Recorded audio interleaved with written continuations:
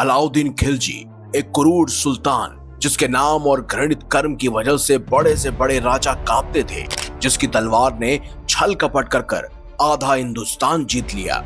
आखिर उसके मरने के बाद उसकी सल्तनत का क्या हुआ और उसकी 1000 खूबसूरत रानियों का क्या हुआ, जिन्हें वो युद्धों में जीत कर लाया था? क्या उन्होंने किसी और राजा से शादी की थी या कोई और सुल्तान उन्हें लूट कर ले गया? ये कहानी है दिल्ली के सबसे क्रूर सुल्तान अलाउद्दीन खिलजी की, उसकी सत्ता, उसकी रानियों और उसके सबसे वफादार साथी मलिक काफूर की।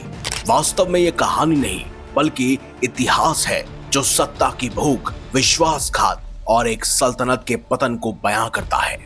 इसकी शुरुआत होती है इतिहास के पन्नों में एक तूफान की तरह उभरे क्रूर इंसान की। 1296 में दिल्ली की सल्तनत की गद्दी पर बैठने वाला यह क्रूर सुल्तान अपनी तलवार की धार और अपने चतुर दिमाग के लिए मशहूर था। उसने अपने चाचा और ससुर जलाउद्दीन खिलजी की हत्या कर सल्तनत पर कब्जा किया। लेकिन हैरानी की बात तो ये थी कि इस साजिश में उसकी पहली पत्नी मलिका-ए-जहान, जो जलाउद्दीन खिलजी की पहली बेटी थी, वो तक शामिल थी। दरअसल अलाउद्दीन खिलजी ने मलिका-ए-जहान से शादी इसीलिए की थी ताकि वह अपने चाचा की सल्तनत को हथियाने का रास्ता बना सके। ये शादी केवल एक रणनीति थी जिसने उसे दिल्ली की गद्दी पर पहुंचाया। लेकिन अलाउद्दीन खिलजी की एक्सपेक्टेशंस यही नहीं रुकी। उसने अपने शासनकाल में कई युद्ध लड़े, जिनमें उसने मंदिरों को ध्वस्त किया, रियासतों को लूटा और अपनी ताकत का डंका हर जगह बजाया। उसका हरम हिंदू और मुस्लिम रानियों से भरा हुआ था। कहा जाता है कि अलाउद्दीन का मानना था कि हिंदू महिलाएं मुस्लिम महिलाओं की तुलना में अधिक वफादार और भरोसेमंद होती है। यही वजह थी कि उसकी कई रानियां हिंदू थी, जिनमें से कुछ को उसने युद्धों में जीता था, जैसे कि गुजरात और मालवा के अभियानों में। अलाउद्दीन न केवल एक योद्धा था बल्कि एक क्रूर कुशल प्रशासक भी था। उसने अपनी सल्तनत को मजबूत करने के लिए कई सुधार किए। उसने बाजार नियंत्रण नीति लागू की, जिसके तहत अनाज और अन्य वस्तुओं की कीमतें तय की गई ताकि उसकी सेना को सस्ता भोजन मिल सके। उसने जासूसी तंत्र को इतना मजबूत किया कि कोई भी उसके खिलाफ साजिश रचने से पहले 100 बार सोचता था। लेकिन उसकी क्रूरता भी कम नहीं थी। उसने कई हिंदू मंदिरों को नष्ट किया और उनकी जगह पर मस्जिदें बनवाई।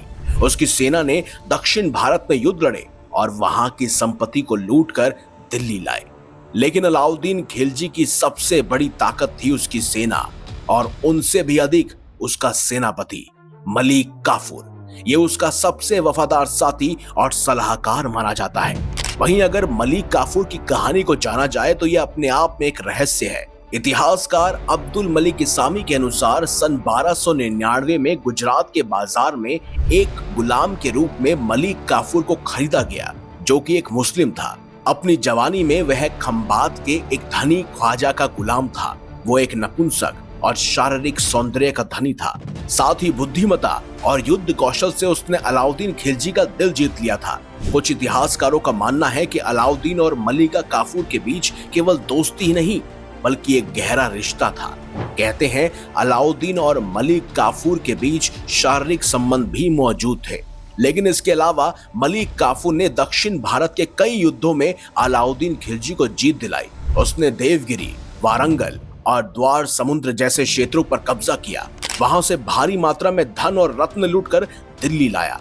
अलाउद्दीन खिलजी उसे इतना चाहता था कि उसने मलिक काफूर को अपने सबसे महत्वपूर्ण वजीर और सेनापति की जिम्मेदारी सौंपी थी।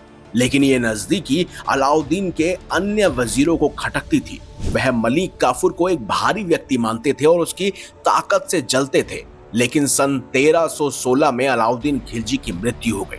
इतिहासकारों के अनुसार वो एक गंभीर बीमारी से पीड़ित था, जिसने उसे कमजोर कर दिया था। कुछ का मानना है कि यह बीमारी उसकी शारीरिक कमजोरी और तनाव के कारण थी, जबकि कुछ लोग कहते हैं कि उसे जहर देकर मारा गया था।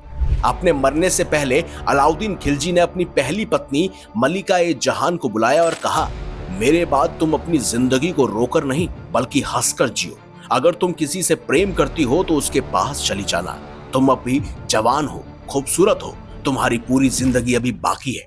ये सारे शब्द सुनकर शायद आपको लगे कि अलाउद्दीन खिलजी अपने दिल से नरम था, लेकिन सच्चाई ये थी कि वो अपनी सल्तनत की कमजोरी को समझ चुका था।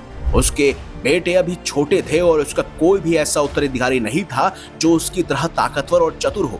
अलाउद्दीन ने मलिक काफूर को अपनी सल्तनत सौंपने की इच्छा जताई थी, क्योंकि उसे भरोसा था कि मलिक काफूर उसकी रानियों और सल्तनत की रक्षा करेगा।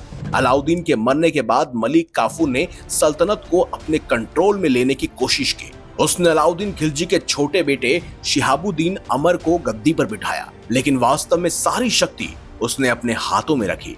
मलिक काफूर 1 महीने तक दिल्ली की गद्दी पर बैठा, लेकिन जल्द ही अलाउद्दीन खिलजी के दूसरे वजीर जो मलिक काफूर से जलते थे वो सब एकजुट हो गए। उन्होंने रात में सैनिकों को बुलाकर मलिक काफूर को मरवा डाला। मलिक काफूर की मृत्यु के साथ ही अलाउद्दीन खिलजी की सल्तनत का एक मजबूत स्तंभ भी ढह गया। ये घटना सल्तनत के पतन की शुरुआत थी। अलाउद्दीन के मरने के बाद उसकी सल्तनत में अराजकता फैल गई। लेकिन अब सबसे बड़ा सवाल उठता है कि आखिर खिलजी की मौत के बाद उसकी रानियों का क्या हुआ। ये इतिहास के पन्नों में पूरी तरह से स्पष्ट नहीं है, लेकिन इससे जुड़े कुछ चौंकाने वाले विवरण मिलते हैं। अलाउद्दीन का हरम खूबसूरत और जवान रानियों से भरा हुआ था, जिसमें से कई को उसने युद्धों में जीता था। लेकिन उसकी मृत्यु के बाद बिना किसी मजबूत शासक के ये रानियां असुरक्षित हो गई। कहा जाता है कि अलाउद्दीन के कुछ वजीरों और हकीमों ने इस अराजकता का फायदा उठाया।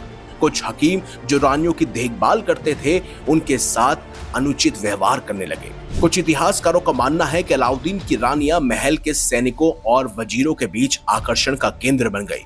कुछ रानियां जो अपनी सुंदरता के लिए जानी जाती थी, बाद में अन्य रियासतों के राजाओं या शक्तिशाली लोगों के साथ चली गई, लेकिन जबकि कुछ ने गुमनामी में जीवन बिताया। मलिका-ए-जहान जो अलाउद्दीन खिलजी की सबसे प्रिय रानी थी, उसने अपने बेटों की रक्षा के लिए सल्तनत में कुछ समय तक प्रभाव बनाए रहने के लिए कोशिश की। लेकिन मलिक काफूर की हत्या के बाद अलाउद्दीन का दूसरा बेटा मुबारक शाह सुल्तान बना। मुबारक शाह एक कमजोर शासक था और उसने सल्तनत को और अराजकता की तरफ धकेल दिया, और इस तरह अलाउद्दीन के मरने के बाद खिलजी वंश तेजी से कमजोर हो गया। अलाउद्दीन के मरने के केवल 4 साल के बाद यानी कि 1320 में गयासुद्दीन तुगलक ने दिल्ली पर आक्रमण कर दिया और खिलजी वंश को पूरी तरह से समाप्त कर दिया। तुगलक वंश ने दिल्ली की सल्तनत पर कब्जा कर लिया और खिलजी वंश का नाम इतिहास के पन्नों में दफन हो गया। तुगलक शासकों ने अलाउद्दीन की कुछ रानियों को अपने हरम में शामिल कर लिया। अलाउद्दीन खिलजी जीते जी हमेशा ही अपनी रानियों और हरम की रक्षा के लिए चिंता में रहता था, लेकिन वो ये कभी नहीं जान पाया कि उसके मरने के बाद उसकी सल्तनत और उसकी रानियां अराजकता और लूट का शिकार बन गई। अलाउद्दीन की क्रूरता की कहानियां भी इतिहास में बहुत मशहूर है। एक ऐसी ही कहानी पश्चिम भारत के एक गांव से जुड़ी है, जहां उसने एक 17 साल की लड़की की इज्जत लूटी और फिर उसकी हत्या कर दी। उसकी मां ने अलाउद्दीन खिलजी को बद्दुआएं दी कि उसका बुरा समय जल्द ही शुरू होगा। कुछ इतिहासकारों का मानना है कि उसकी बीमारी और मृत्यु का कारण यही बद्दुआएं थी। अलाउद्दीन खिलजी की कहानी हमें सिखाती है कि सत्ता और ताकत कितनी भी बड़ी क्यों न हो, अगर वो क्रूरता और विश्वासघात पर आधारित हो तो वह ज्यादा दिन तक नहीं टिकती। उसकी सल्तनत का पतन और उसके हरम की रानियों का दुखद अंत इस बात का सबूत है कि सत्ता की लालच और अत्याचार का अंत हमेशा बुरा होता है। आपको क्या लगता है, क्या अलाउद्दीन की क्रूरता और मलिक काफूर पर उसका अंधविश्वास ही खिलजी वंश के पतन का कारण बना, या फिर सल्तनत की अराजकता इसके लिए जिम्मेदार थी? अपनी राय हमें कमेंट बॉक्स में जरूर बताएं। अगर आपको ये वीडियो अच्छी लगी है तो इस वीडियो को लाइक कीजिए, हमारे चैनल को सब्सक्राइब कीजिए और ज्यादा से ज्यादा शेयर भी कीजिए। तो मिलेंगे अगली बार एक नई खास वीडियो के साथ। तब तक देखते रहिए संपूर्ण ज्ञान का केंद्र बिंदु, मिस्टीरियस हिंदू।